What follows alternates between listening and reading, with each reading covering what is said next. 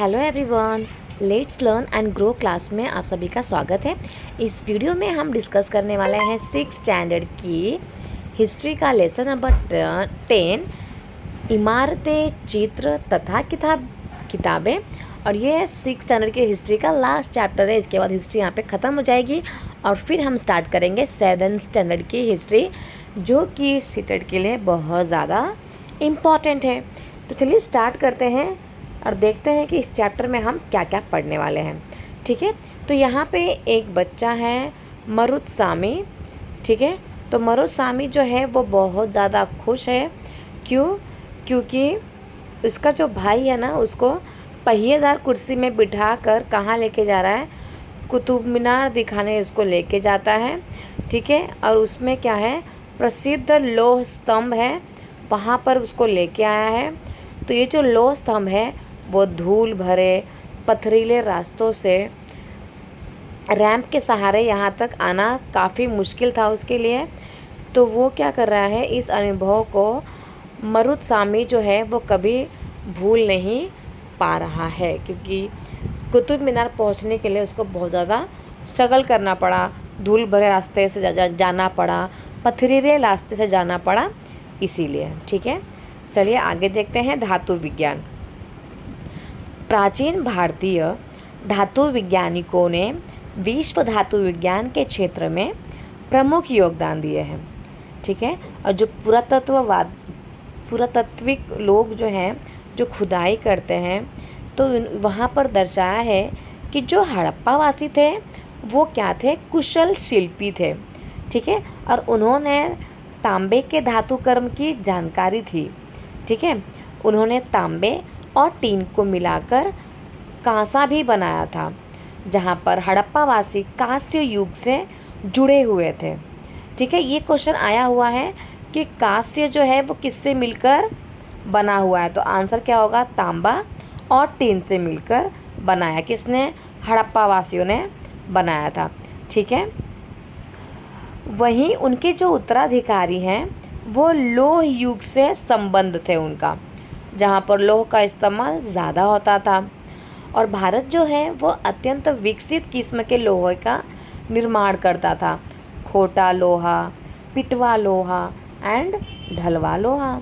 ठीक है, तो ये जो स्तंभ दिख रहा है आपको वो लौह स्तंभ है। ठीक है, तो महरौली जो है दिल्ली में है। तो दिल्ली में कुतुब मीनार के परिसर में ये जो लौह स्तंभ है, ये भारतीय शिल्पकारों की कुशलता का एक अद्भुत उदाहरण है कि उस टाइम पे भी जो शिल्पकार थे वो कितने ज़्यादा कुशल थे, कितने उनके अंदर कौशल से भरे हुए थे। अगर हम इस लौह स्तंभ की बात करें तो इसकी ऊंचाई जो है वो 7.2 मीटर है, और अगर वज़न की बात करें तो ये 3 टन से भी ज़्यादा है। इसका जो निर्माण हुआ था वो 1500 साल पहले हुआ था। ठीक है, और इसमें बहुत सारे अभिलेख खुदे हुए हैं। तो ये जो अभिलेख है वो बनने के समय की जानकारी इससे हमें मिलती है कि किसने इसको बनवाया, इस पर क्या लिखा गया है, ये सारी इन्फॉर्मेशन उसमें अभिलेखों के थ्रू पता चलती है। ठीक है, तो ये जो अभिलेख है उसमें चंद्र नाम के एक शासक का जिक्र है। किसका, तो चंद्र नाम का। ठीक है, तो मे भी हो सकता है कि ये चंद्र जो है गुप्त वंश के होंगे। ठीक है, आश्चर्य की बात यह है कि इतनी शताब्दियों के बाद भी इसमें जंग नहीं लगा है। सोच सकते हैं आप कि किस लोहे का इसको बनाया गया होगा कि इसमें जंग ही नहीं लगा है। नॉर्मली हर एक लोहे में जंग तो लग ही जाता है, स्पेशली जब इसमें पानी पड़ता है तो, और इसमें तो हमेशा पानी बरसात की वजह से इसमें गिरता ही रहता होगा, तो भी इसमें कभी भी जंग नहीं लगी है। ठीक है, चलिए आगे देखते हैं। ईंटों और पत्थरों की इमारतों के बारे में पढ़ते हैं। तो जो हमारे शिल्पकार थे उनकी जो कुशलता के नमूने स्तूपों जैसे कुछ इमारतों में भी देखने को मिलते हैं। ठीक है, तो जो हमारे शिल्पकार थे उन्होंने बहुत सारे स्तूप का भी निर्माण किया था। तो ठीक है, तो स्तूप जो होता है उसका शाब्दिक अर्थ होता है टीला। ठीक है। स्तूप जो होते हैं वो विभिन्न विभिन्न आकार के हो सकते हैं, मतलब कभी गोल हो सकते हैं या फिर कभी लंबे, तो कभी बड़े या फिर कभी छोटे हो सकते हैं। ठीक है। उन सब में एक ही समानता होती है। क्या समानता होती है कि जितने भी स्तूप होते हैं ना, उनके अंदर एक छोटा सा डिब्बा रखा जाता है। ठीक है। और इस डिब्बे में क्या करते हैं, बुद्ध या फिर जो उनके अनुयायी होते हैं, अनुयायी मतलब जो उनके फॉलोअर्स होते हैं, ठीक है, उनके शरीर के अवशेष जैसे कि दांत, हड्डियाँ या फिर राख उस डब्बे में रख दी जाती है। ठीक है। या फिर उनकी कोई भी चीज़ या फिर कोई भी कीमती पत्थर अथवा सिक्के उस डब्बे में रखे जाते हैं और उसके ऊपर क्या किया जाता है, स्तूपों को बनाया जाता है। ठीक है।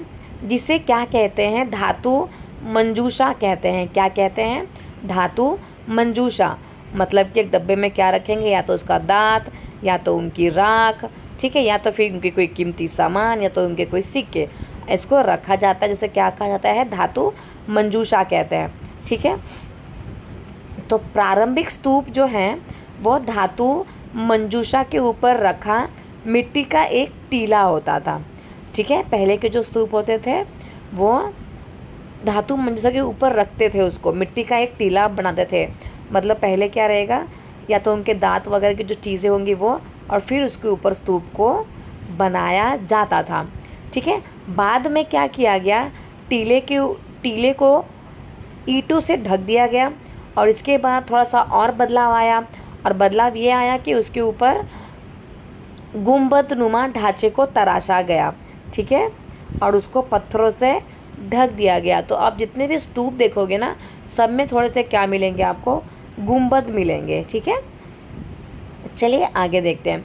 तो ये जो स्तूप होते थे ना, उनके स्तूप के चारों तरफ परिक्रमा करने के लिए एक वृत्ताकार पथ बना होता था, ऐसा गोल सा रास्ता बना होता था, जिसे क्या कहते थे, प्रदक्षिणा पथ कहते थे। क्या कहते थे, प्रदक्षिणा पथ। आप मंदिरों में भी देखते होंगे, तो ऐसा भगवान यहाँ पे हैं तो यहाँ पे राउंड एक प्लेस छोड़ दी जाती है प्रदक्षिणा करने के लिए, है ना। तो इस रास्ते को क्या करते थे, वो रेलिंग वगैरह से घेर दिया जाता था। तो उस रेलिंग को जो घेरते थे उसको क्या कहते थे, वेदिका कहते थे। ठीक है। और वेदिका में ही क्या होता था, प्रवेश द्वार भी बने होते थे। ठीक है। तो आप अगर मंदिर को याद करोगे ना, तो मंदिर जो है से आपको इजीली याद आ जाएगा, है ना, कि वेदिका मतलब क्या होता है, जो रेलिंग से घेर बनाया जाता है उसको वेदिका बोलते हैं। और वेदिका में क्या होता था, प्रवेश द्वार भी होते थे। ठीक है। रेलिंग तथा तोरण जो होते थे प्रायः मूर्ति कला की सुंदर कलाकृतियों से सजे होते थे, है ना। मंदिर में भी देखोगे आप, तो जितनी भी दीवारें हैं, जितनी भी रेलिंग होती हैं, वो सब अलग अलग मूर्तियों से सजे हुए होते हैं। ठीक है। अब ये जो मानचित्र 7 है, इसमें आपको अमरावती को ढूंढना है। ठीक है। तो अमरावती की अगर बात करें तो यहाँ पर एक ज़माने में कभी एक भव्य स्तूप हुआ करता था, और लगभग 2000 साल पहले इस स्तूप को सजाने के लिए शिलाओं पर चित्र उकेरे गए थे। ठीक है। मतलब जो शिला थी, जो पत्थर वगैरह थे, उसके ऊपर अलग अलग नक्काशियाँ बनाई हुई थी, चित्र बनाए गए थे। ठीक है। और कई बार तो जो स्तूप होते हैं ना, वो पहाड़ियों को काट कर भी बनाए जाते हैं। ठीक है। और उसमें क्या करते हैं लोग, बनावटी गुफाएं बनाई जाती हैं। तो अगर फॉर एग्जांपल ये बड़े से पत्थर है, पहाड़ है, तो उसको बीच से काट देंगे और गुफाओं के शेप में उसको बना देते हैं। ठीक है।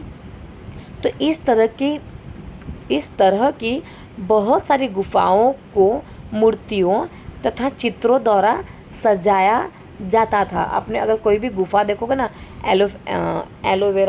एलोफेंटा केव्स देखोगे, या फिर एलोरा केव्स देखोगे, है ना, तो यहाँ पे बहुत सारे, मतलब ये सारी गुफाएं हैं, तो यहाँ पे आपको बहुत सारे चित्र देखने को मिलेंगे। ठीक है। इस काल में आरंभिक समय की अगर हम बात करें तो हिंदू मंदिरों का भी निर्माण किया गया था। तो इस मंदिरों में कौन से भगवान की पूजा होती थी, विष्णु, शिव तथा दुर्गा जैसे देवी देवताओं की पूजा होती थी। ये बहुत इम्पोर्टेंट है, ये आया हुआ है कथन ए और कथन बी, इस तरीके से पूछा गया है। ठीक है, तो हिंदू मंदिरों में कौन से भगवान की पूजा होती थी? तो विष्णु, शिव तथा दुर्गा देवी देवताओं की पूजा होती थी। ठीक है, और मंदिरों का जो सबसे महत्वपूर्ण भाग होता था, इसको गर्भगृह बोलते थे, है ना। गर्भगृह का नाम सुना ही होगा, जहाँ पर क्या होता था, मुख्य देवी या फिर देवता की मूर्ति को रखा जाता था। जहाँ पर प्रॉपर भगवान को रखा जाता है, इसको क्या कहा जाता है? गर्भगृह कहा जाता है। ठीक है, चलिए आगे देखते हैं। तो इसी स्थान पर जो पुरोहित होते थे वो क्या करते थे? धार्मिक अनुष्ठान करते थे। भक्त लोग क्या करते थे? पूजा करते थे।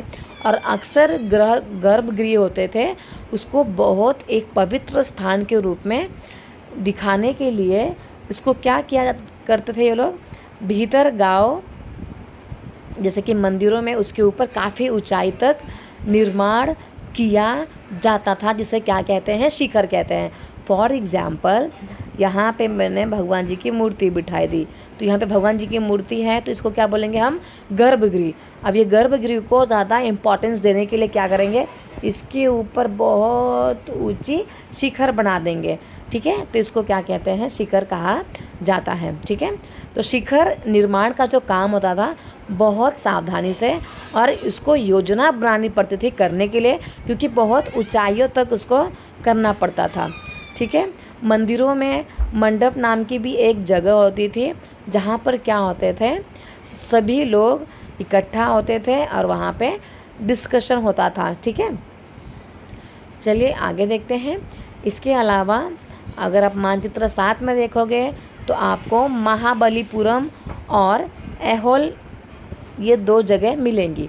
तो इन शहरों में भी बहुत सारे क्या मिले हैं? पत्थरों से बने हुए कुछ उत्कृष्ट मंदिर मिले हुए हैं। ठीक है, यहाँ पे दिखाए गए हैं, आप लोग यहाँ पे देख सकते हैं। ये सारे जो मंदिर हैं ये पत्थरों के बनाए गए हैं। ठीक है, इधर भी आप देख सकते हो, ये भी एक मंदिर है, और यहाँ पे भी देख सकते हो ये भी एक मंदिर है। ठीक है, तो ये सारे जो मंदिर है वो पत्थरों से बनाए गए हैं। पत्थरों को तोड़ तोड़ कर उसके ऊपर क्या दिया गया है? साँचा दिया गया है, उसको एक आकार दिया गया है। ठीक है, अब यहाँ पे आप देखोगे तो ये एक जैन भिक्षुक का क्या है? जैन भिक्षुक लोग यहाँ पे रहते थे और ये इनका एरिया होता था। ठीक है, तो ये आपने जो जैन भिक्षुक होते थे वो क्या करते थे? यहाँ पर अपना मेडिटेशन वगैरह करते थे, और इसको पहाड़ को तोड़कर इसे बनाया गया है। ओके, चलिए आगे देखते हैं। स्तूप तथा मंदिर किस तरह बनाए जाते थे? ठीक है, तो स्तूपों तथा मंदिरों को बनाने की प्रक्रिया में कई अव्यवस्थाएं आती थी, जैसे कि इसमें बहुत सारा क्या होता था? धन खर्च होता था। तो इसीलिए आमतौर पर स्तूप तथा मंदिर बनाना किसका काम होता था? राजा या फिर रानी का ही काम होता था, और वही उनके सारे खर्चे भी उठाते थे। ठीक है, और वो क्या करते थे? निश्चय करते थे कि राजा रानी जो हैं वही क्या करेंगे? स्तूप और मंदिर का निर्माण करेंगे। तो पहला जो काम होता था वो क्या होता था उनका? अच्छे किस्म के पत्थर ढूंढ कर लाना, शिलाखंडों को खोदकर निकालना होता था। इसके बाद मंदिर या फिर स्तूप के लिए सोच विचार कर तय किए गए स्थान पर शिलाखंडों को पहुंचाना होता था। तो पहले वो लोग पत्थर डिसाइड करते थे, इसके बाद एरिया डिसाइड करते थे, इसके बाद पत्थरों को काट छाट कर तराशने का काम करते थे। इसके बाद दीवारों की चौखटों को, फर्शों तथा छतों का आकार दिया जाता था, है ना। इन सब के तैयार हो जाने पर सही जगहों पर उन्हें लगाना काफ़ी मुश्किल का काम होता था, क्योंकि पहले सब कुछ वो लोग प्रिपेयर करते थे और इसके बाद उसको क्या करते थे? एक सही जगह पर लेके जाते थे, जिसका जो काम होता था वो बहुत डिफ़िकल्ट वाला काम होता था। ठीक है, चलिए आगे देखते हैं।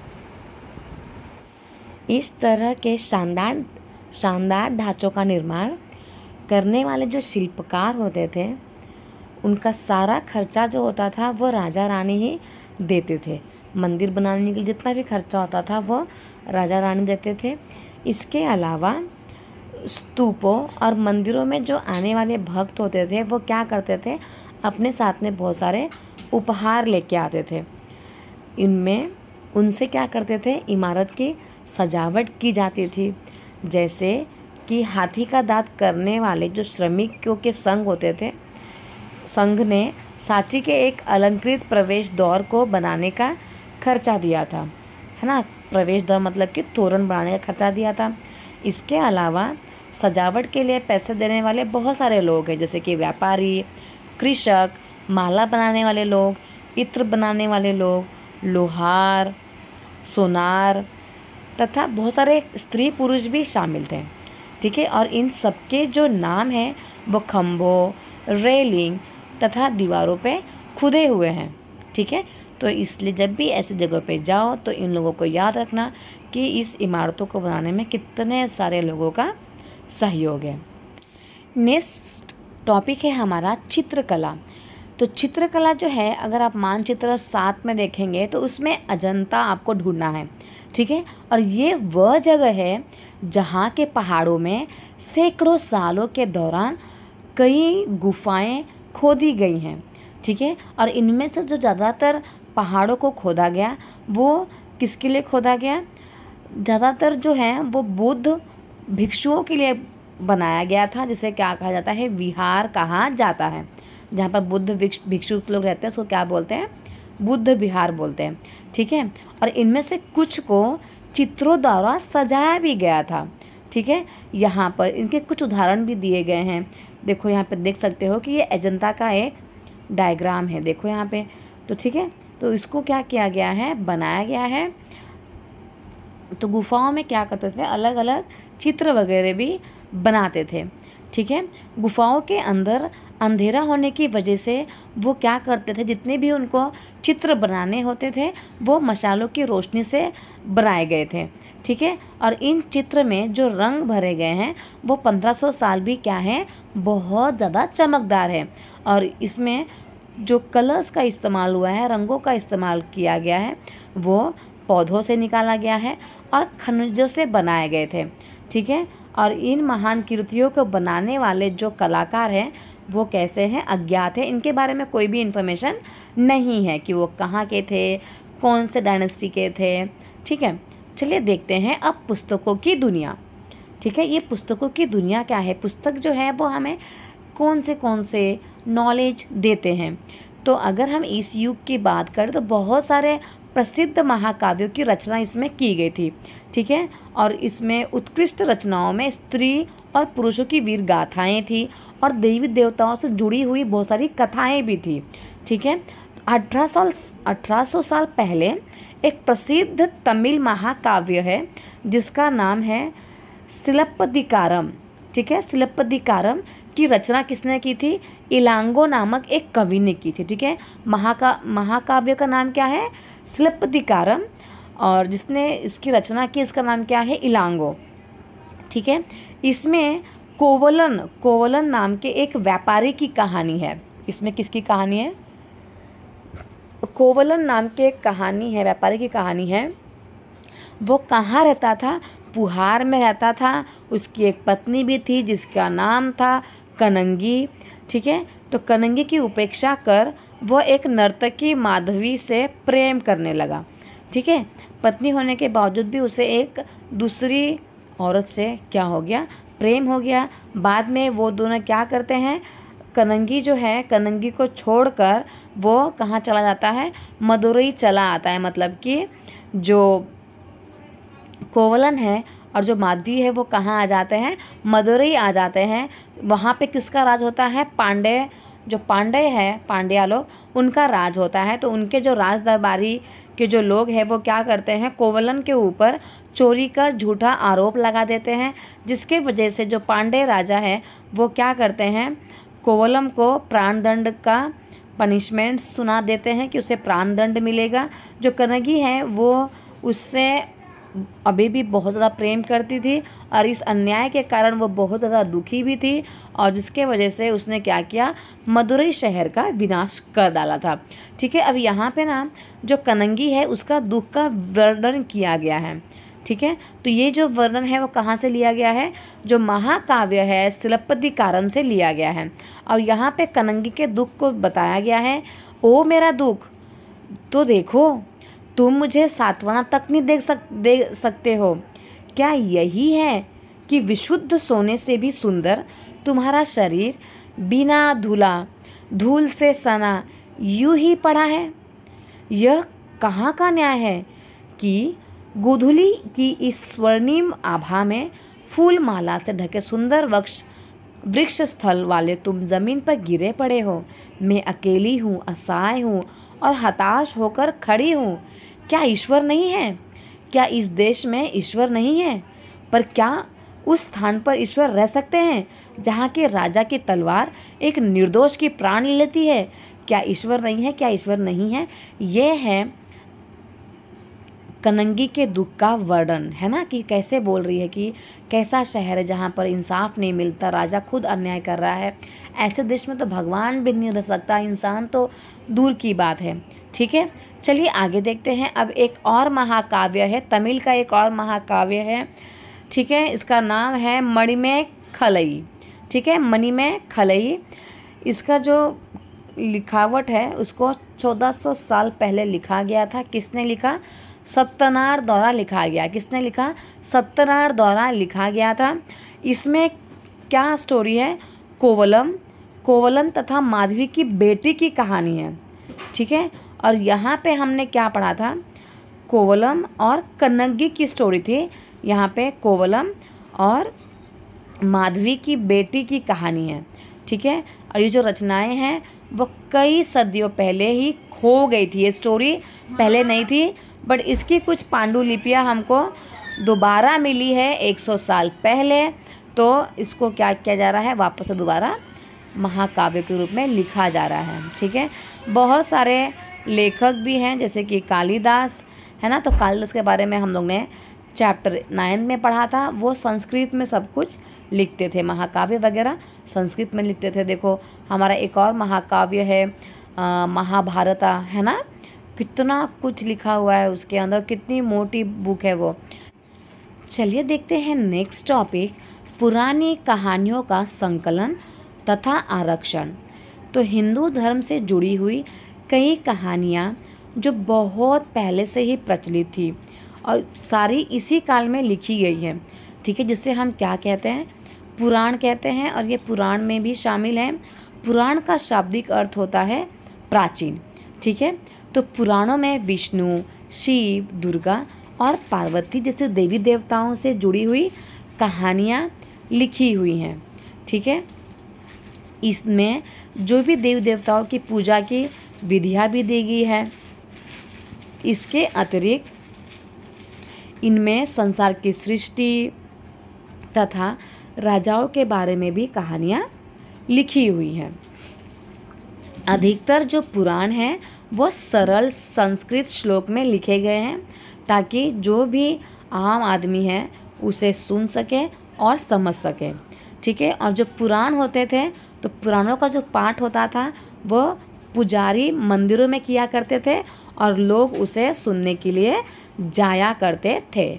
ठीक है, हमारे संस्कृत की बात करें तो संस्कृत में 2 महाकाव्य जो हैं वो लोकप्रिय हैं। उसमें से एक है महाभारत और दूसरा है रामायण, जो लंबे अरसे से लेकर आज तक लोकप्रिय है ना। अब बहुत सारे बच्चे इस कहानियों के बारे में जानते भी होंगे। महाभारत की अगर हम बात करें तो वो कौरवों और पांडवों के बीच का युद्ध है ना, युद्ध की कहानी है। और इस युद्ध का जो उद्देश्य होता है वो क्या होता है, पुरुवंश की जो राजधानी है हस्तिनापुर की गद्दी प्राप्त करना मुख्य उद्देश्य होता है, और उसके बीच में ही ये जो कहानी है वो घूमती रहती है। ठीक है, ये जो कहानी है बहुत पुरानी है, पर आज इसे हम जिस रूप में जानते हैं वो करीब 1500 साल पहले लिखी गई है। ठीक है, बहुत पुरानी है, 1500 साल पहले लिखी गई है। और ऐसा माना जाता है कि पुराणों और महाभारत दोनों को ही किसने लिखा था? व्यास नाम के एक ऋषि हैं, उन्होंने संकलित किया था। और महाभारत का एक हिस्सा भगवत गीता भी है। ठीक है। वही अगर हम संस्कृत की दूसरी महाकाव्य की बात करें तो वो है रामायण। रामायण की जो कथा है वो कौशल के राजकुमार राम के बारे में है। ठीक है। तो राम के जो पिता हैं वो क्या करते हैं? राम को वनवास दे देते हैं। और जो राम है वो अपनी पत्नी के साथ, मतलब उनकी जो पत्नी होती है सीता, ठीक है, उनके साथ वन में रहते हैं। और वहाँ पे क्या करते हैं? लंका का जो राजा होता है रावण, सीता जी का अपहरण करके लेके चला जाता है। तो सीता को वापस पाने के लिए राम की लड़ाई होती है, किसके साथ? रावण के साथ। फिर जो राम भगवान जो है विजयी होकर कौशल वापस आते हैं, तो कौशल की जो राजधानी अयोध्या वो लौटते हैं वहाँ पर। तो ये जो महाभारत की कहानी है तथा रामायण की जो कहानी है एक प्राचीन कहानी है। ठीक है, जिसे बाद में लिखित रूप दिया गया है। संस्कृत की जो रामायण है उसके जो लेखक है वो वाल्मीकि जी को माना जाता है। ठीक है, पर इसके अलावा तुलसीदास जी ने भी उसको लिखा है। इसके अलावा तमिल के भी बहुत सारे कवि हैं जिन्होंने उनकी रचना की है अपने भाषाओं में, पर जिसमें थोड़े बहुत बदलाव भी किए गए हैं समाज को देखकर। चलिए देखते हैं नेक्स्ट टॉपिक है आम लोगों द्वारा कही जाने वाली कहानियाँ। अब आपने पहले सुना होगा दादा नानी की कहानियाँ, है ना। तो पहले के जो लोग होते थे ना वो बहुत सारे कहानियाँ भी सुनाते थे, कविताएं भी गाते थे, गीतों की रचना भी करते थे, गाना भी गाते थे, नाचते भी थे, नाटकों को भी खेलते थे। ठीक है, और इनमें से कुछ तो इस समय के आसपास जातक और पंचतंत्र की कहानियों के रूप में लिखकर उसको सुरक्षित भी कर लिया गया है। जातक कथाएं जो हैं वो अक्सर स्तूपों की रेलिंगों तथा अजंता के चित्रों में दर्शाई भी गई हुई है। ठीक है, यहाँ पर जो है एक कहानी दी गई है। ठीक है, जैसे कि पहले के ज़माने के लोग कहानी करते थे वैसे ही एक कहानी दी गई, किसकी? बंदर राजा की कहानी दी है। ठीक है, तो बंदर जो था एक समय की बात है, बंदरों का एक महान राजा हुआ करता था और वो हिमालय पर गंगा के किनारे पर रहता था और उसके साथ 80,000 उसके अनुयायी लोग भी रहते थे। ठीक है, तो इन सारे बंदरों को एक खास आम के पेड़ के फल जो है वो बहुत प्रिय थे और ये जो इसके जो आम होते थे वो बहुत मीठे होते थे और इतने स्वादिष्ट आम इस धरातल में कहीं पर भी नहीं उगते थे। एक दिन क्या होता है, एक पका हुआ आम गंगा नदी में गिर जाता है और वो बहते बहते कहाँ पहुँच जाता है?